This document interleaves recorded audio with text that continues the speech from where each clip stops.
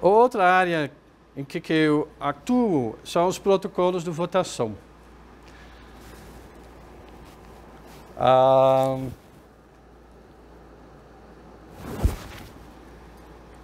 Eu, os 12 anos atrás, eu acompanhei as eleições. Eu acompanhei a eleição que Lula foi eleito, na verdade. Tá? Eu fui lá no Brasília, fiz o relatório meio crítico, TSE não gostou, não me convidou de novo. E aí eu senti que naquela época eles não estavam abertos para conversa. Tá? O que eu estou sentindo recentemente é que, eu não sei se eles estão mais abertos, mas a pressão está aumentando no TSE. Então, durante muitos anos eu fico quieto, fiquei longe. Na verdade, eu fiquei fazendo pesquisa geral sobre os protocolos de votação, mas sem entrar muito nessa conversa sobre a segurança da urna. Talvez isso vá mudar. Tá? Estou contemplando a possibilidade de escrever um livro sobre o que eu acho da urna e da segurança da urna. Tá? Estou prometendo nada, mas não fique surpreso se alguma coisa vai aparecer este ano. Qual que é a crítica? A crítica é o problema da caixa preta. Tá? Se você vai voltar a cédula em papel tem seus problemas. A cédula em papel tem problemas, principalmente contar cédulas em papel manualmente é complicado. Aí, o que o TSE fez em 94, 96, 98, com certa razão, naquela época até, eles falaram, olha, a gente vai digitalizar tudo, mas fazendo isso, eles jogam fora tudo. Se você tem um papel, você tem uma comprovação física da vontade do eleitor. Tá? A urna, hoje, não tem isso. Tá? Assim que você aperta, confirma, parou, sumiu a sua vontade. Não tem comprovação física do seu voto. Tá? Aí, o TSE estava sensível a isso, porque isso estava escrito em determinadas leis. Então, naquela época, elas falaram, a gente vai fazer impressão de voto. Como que era feita a impressão? Foi tipo protótipos e foi feita uma prova no Nova Lima. Isso foi em 2004, se não me engano. Nova Lima, todos os estados, eles fizeram uma tentativa. Como que era? Você tinha lá uma impressora transparente ao lado da urna, que imprimia o seu voto, e aí você poderia ler o que estava escrito lá, e aí poderia anular. Aí ele falava, ele imprimia anular, e depois tinha lá como se fala? Guilhotina, eu chamo isso, uma faca que cortava, e aí caiu um pedacinho do mesmo amarelo, todas as caixas, isso caía numa urna de plástico, e pelo menos dessa forma você consegue recontar os votos. Tá? Porque recontar votos não é possível. O PSDB estava pedindo auditoria. Não tem auditoria, gente, não tem, porque não tem uma segunda, se você não tem comprovação física, você não tem como recontar. Tá? Todas as provas da vontade do eleitor já eram. Tá? Mas então, aí tinha lá a coisa da impressão do voto, aí eles não gostaram, mas eles mudaram a lei. O que eles fizeram? Eles falaram, olha, a comprovação física é uma cópia digital lá, e memória da vontade do eleitor. Olha, para mim isso é mentira, isso é enganar, isso eu acho perverso, na verdade. A palavra sempre que me entra pela cabeça é perverso. Os juízes eleitorais, eles fizeram uma coisa que eu acho perverso, porque eles dizem que esta cópia na memória é comprovação física. Olha, isso não é comprovação física, porque pode ser desfeito assim. A comprovação física é uma coisa em tinta, em papel, uma coisa, um processo difícil de inverter. Tá bom? Estou empolgado, né? Uma forma de falar é o seguinte, que voto não é o eleitor, é a máquina. Então você tem que confiar nessa máquina. Aí, a outra questão, é isso que me deixa indignado, é que já 10 anos atrás começaram novos sistemas eleitorais em que você tem mais transparência, em que você tem comprovação física. Foram feitos outros sistemas, o que é chamado agora, eu acho que é a terceira geração da urna, de máquinas de votação. O TSE não nem saber. Eu acho que ninguém dentro lá está sabendo o que está realmente acontecendo no mundo. Porque eles são tão confiantes na solução deles, que eles não enxergam que tem outras possibilidades. Tá? Agora, elas criaram o mito que a urna era a inveja do mundo. E era produto para exportação.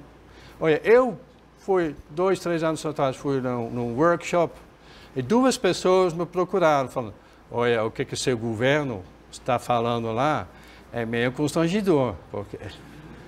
Porque eles, se eu falo, eu consigo acabar com a reputação do urna em 2 frases falando como especialista. Porque tem um aspecto que eu nem falei. Qual que é o pior caso do urna? O pior caso, não sei se vocês estão cientes disso, que como se fala, o mesário, o chefe presidente da mesa, isso. A presidente da mesa, ele tem lá o que é chamado microterminal. Este microterminal, na verdade, ele está conectado com um cabo de 5 metros à urna. E ele usa esta microterminal para digitar o título eleitor de você. Então, o mesmo equipamento que registra o seu título de eleitor é o mesmo equipamento em que você está votando. Então, se você tem simplesmente um softwarezinho que intercepta todos o que é teclado no microterminal e todo o que é teclado na urna principal, e você faz o cruzamento de dados, você sabe exatamente que fulano com o título eleitor 1, 2, 3, 4, 5 votou em 13, que foi Dilma, ou 45, o que for. Tá? Então, para mim, se eu vou falar isso para alguém especialista em eleição fora do Brasil, elas não acreditam, ou elas começam a rir, ou, sabe? É vergonhoso. Tá? Essa é a primeira coisa que é vergonhoso. Então, a primeira coisa mais urgente que o TSE tem que fazer é desvincular a questão de registrar o título de eleitor da urna. Tá? Porque não tem garantia de privacidade do voto, sigilo do voto, como este vínculo. Tá? Então, isso já era urgente desde 14 anos atrás. Nada foi feito. Tá? Aí nem estou falando sobre a questão da comprovação física e o direito de recontar voto. Tá certo? Em sistema geométrico, a adoção tem que implementar junto do sistema eleitoral. Porque é uma outra forma de criptografia. Isso não me garante, ou me garantiria, a integridade do meu voto. Então Eu já gastei muito mais do que deveria sobre a urna em si. Normalmente eu pulo, mas essas eleições eu fiquei... Eu não sei se é indignação ou empolgação. Não sei se vocês ouviram falar do professor do Unicamp, Diego Aranha, que ele quebrou a urna 2 anos atrás. Ele é muito amigo meu. A gente está trocando figurinhas para o que fazer. Tá? O que Diego achou? Ele achou uma falha de segurança, que é uma coisa de amador, coisa que eu já tinha avisado 10 anos atrás. E o TSE, infelizmente, nem sempre são os programadores mais competentes, ou pelo menos não competentes em segurança. A segurança é uma coisa sutil, tá? Tem coisas bobas. Segurança e aleatoriedade. Se você não tem treinamento, a chance de errar é mais do que 90%. Tá? Então, eu quero só por alto, eu vou falar sobre possibilidades alternativas. Eu vou admitir que nem todas essas possibilidades poderiam ser implementadas no caso do Brasil, mas durante os últimos 15 anos nem houve estudo dessas coisas, tá? É isso que me deixa um pouco com raiva.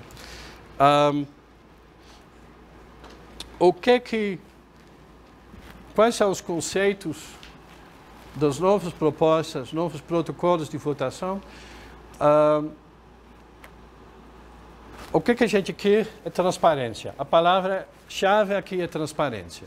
Tá? E o que nós temos como novos conceitos é, o ponto 1 é a verificabilidade individual. O eleitor pode convencer que o seu voto foi incluído na apuração. Tá? E o que lá acontece, tem sistemas em que o eleitor ele vai receber um recibo. Aí, quando você fala recibo, todo mundo fala, não pode dar recibo, não. Não, a gente entende que não pode dar recibo quando esse recibo divulga o voto. Mas existem maneiras de dar recibos que convençam o eleitor que o seu voto está incluído na apuração, mas que não divulga de forma nenhuma, de forma incondicional, que não divulga qual que foi a escolha do eleitor. Tá? Esses sistemas existem. Tá? E essa, na verdade, é a minha área de especialidade nos últimos 10 anos. Eu afirmo que só tem um pesquisador em Brasil que faz a mesma coisa e no resto eu acho que sou especialista nacional nesse assunto. Tá? Então, o segundo ponto é que esse convencimento não é transferível. Você tem o recibo, mas isso não quer dizer que você pode usar isso como uma prova para, olha, não, mas eu votei em você, me dá R$1.000, uma coisa assim. Ou para não ser, não sei, levar tiro, meio forte. Outro aspecto é a verificabilidade universal. A verificabilidade universal, ele quer que todo mundo, você tem todos os votos num lugar público, cifrado ou não, talvez cifrado, talvez não, e todo mundo consegue verificar que, olha, não, o resultado é este mesmo. Tá? E qual que é o grande lance disso, gente? É que a correção da eleição, do resultado, não depende mais do software. Ele depende de técnicos criptográficos, que matemática, e você consegue provar com probabilidade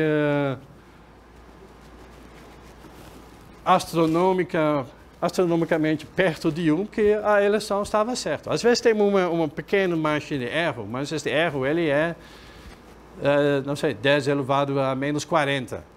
Tá? Chance de ter um meteorito em cima de nós agora é maior do que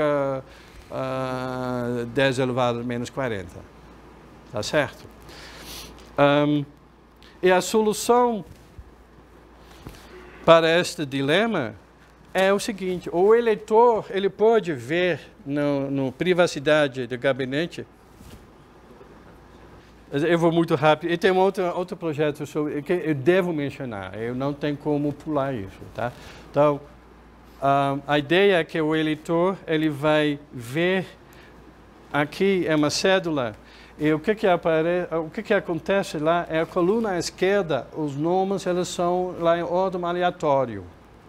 Tá? Essa aleatoriedade é definida pelo número que está lá, pelo menos está codificado um outro número.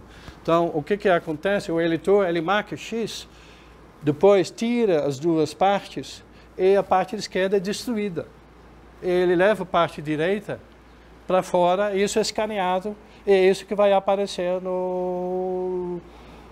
na página web da eleição. Tá certo?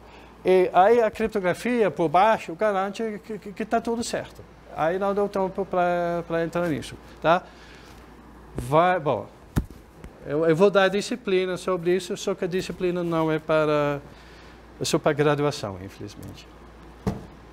Vou pular essa parte. Quero falar rapidinho sobre o projeto que está dando muito certo, é a autenticação dos smartphones.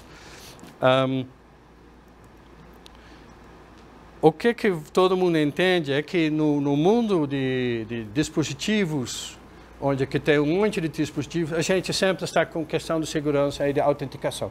Tá? Vamos supor que eu consigo aqui manipular o projetor, aí como esse projetor sabe que é o celular do professor e não que tem um aluno atrás que vai repassar aqui os slides e vai fazer sacanagem com o professor. Tá? Então tem muito motivo para ter autenticação entre dispositivos. Lembra que no mundo dos cabos, se você conecta um cabo, na verdade você tem lá duas coisas. Você tem uma autenticação e você tem um canal seguro. São duas coisas que no mundo wireless a gente tem que fazer isso usando criptografia. É bom, porque isso me dá emprego. Está entendendo? Aí, deixa-me avançar um pouco. Tem várias formas de fazer, um tira foto do outro, mas o que me chamou a atenção 3 anos atrás foi o seguinte: vamos supor que tem duas pessoas que têm celular. O celular hoje tem acelerômetro, você sabe, ele mexe, ele sabe. O que eles vão fazer? Durante 10 segundos eles vão fazer aqui, tá? E eles vão usar, o que acontece agora é que os dois cadastram os sinais do acelerômetro, esses dois sinais eles têm que ser parecidos, porque é o mesmo movimento. E esta semelhança, ela pode ser usada como protocolo de autenticação. Tá? E aí tem um monte de questões de pesquisa. Né? O que é segurança? Como provar a segurança disso? Tá? E eu estou muito empolgado por este projeto todo, por 2 motivos. O meu aluno de mestrado, Vladimir, vai defender daqui a um mês o mestrado dele, que é todo baseado nesse esquema. Tá? Ele desenvolveu um protocolo novo para comparar a semelhança dos dois sinais, só que ele não usou acelerômetros, a gente decidiu usar o áudio, o som. A gente liga o microfone dos dois dispositivos durante 5, 10 segundos e a partir disso eles autenticam ou não. E a ideia é que alguém que está com o microfone longe não consegue saber quais que são os bits exatamente gerados. Grande parte lá é aleatório, mas tem correlação. Tá? E a melhor coisa foi que a empresa LG, dos televisões e essas coisas, nos procurou para fazer pesquisa com o nosso departamento. Eu consegui propor este projeto do que estou falando como projeto de pesquisa para eles. Tá? A ideia, a gente vai, o que o Vladimir fez foi um protótipo, é meio cru, usar MATLAB, é protótipo, estudo de viabilidade. A ideia do projeto DLG é implementar isso em C e fazer uma coisa eficiente. Tá? E quero divulgar que tem ainda uma bolsa de mestrado para uma vaga de bolsista disponível. Tá? Então, se alguém está interessado, ou se alguém conhece alguém que poderia ser interessado, por favor, me procure.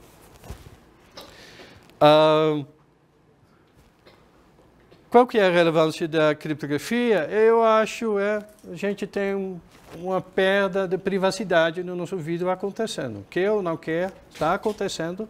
E eu não quero dizer que a criptografia vai resolver todos os problemas, mas talvez pode, como se fala, mitigar o impacto. Aqui são as câmeras, lá é o quarto geral da NSA nos Estados Unidos, e é o nosso futuro. Se a gente não toma cuidado, a gente fica todo refém da tecnologia. Então, qual que é a conclusão? A criptografia é fonte rica de problemas matemáticos. Bom, eu falo de criptografia teórica, lá é mais matemática, então tem que gostar pelo menos um pouco. Tem que gostar um pouco de álgebra A, de teoria de números. Se você não tem uma afinidade com isso, as coisas podem ser difíceis. Existe uma explosão da criptografia. A área de protocolos, eu já faço 25, 30 anos que comecei a fazer criptografia. Desde o início gostei de protocolos. E no início eu achei que isso era minha área. Hoje eu não dou mais conta, não, porque tem tantos protocolos que tem todas sub-áreas. Você só tem uma área que é protocolos de autenticação. Você tem uma área que são protocolos baseados em física quântica. Você tem protocolos de votação. Tá? Então, na verdade, na preparação dessa palestra, eu sempre fico achando que eu não consigo contar tudo o que eu queria contar, porque tem muita coisa. Tá? Bom, é isso. Tá? Obrigado pela atenção. Não sei se tem mais dúvida.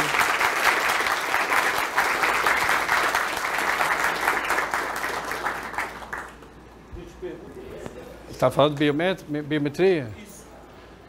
Biometria, bom, o que acontece? Pensa bem, o que acontece? A ideia normalmente a ideia é o seguinte: você usa biometria para autenticar a pessoa, aí você dá ele acesso ao sistema de eleição, mas isso tem que ser anônimo. Está entendendo? Então, você tem um sistema por dentro onde que o eleitor deveria ser anônimo, e você cria uma barreira para dar acesso ao sistema. Essa é a filosofia atual. Tá? Agora, os outros sistemas, eles lidam completamente diferente com essa questão. Atualmente não tem nenhum backup de nada.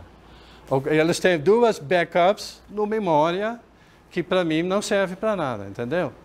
O que acontece? É essencialmente o seguinte: você simplesmente tem dentro da urna, para cada candidato na lista, você tem um registro, e aí, se você clica, aperta em confirma, o valor é incrementado com 1. Esse foi o sistema anterior. Aí, eles criaram mais o que eu chamo, aquela perversão, que eu não gostei, que agora eles fazem uma cópia também eu acho que eles juntam todos os seus votos, porque normalmente tem mais do que uma carga para eleger, coloca tudo isso junto e grave isso numa outra tabela. Tá? E, na verdade, a falha que o Diego achou é que esta tabela, se você faz isso, você tem que preservar a privacidade dessa tabela. E para preservar a privacidade, você tem que garantir que você preenche de forma aleatória. Mas não era aleatória. O Diego era capaz de reconstruir qual que é a ordem dos coisas na tabela. Foi muito mal feito. Tá? Porque, qual que foi o erro? O erro foi o seguinte: para fazer isso, você tem que ter um processo talvez pseudo-aleatório que tem que ter semente. Semente tem que ser de boa qualidade. A semente não era de boa qualidade, era do...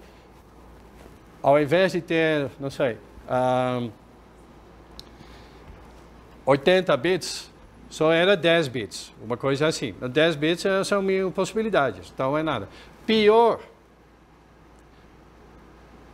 porque ele se baseia no tempo do relógio. E esse tempo estava impresso no boletim da urna. Então ele sabia exatamente qual que é a semente inicial e a partir disso ele conseguia recuperar todos os votos. Tá? Mas eu não quero... Bom, vamos encerrar. Se tem mais dúvidas, me procura aqui. Fique bem. Obrigado, tá?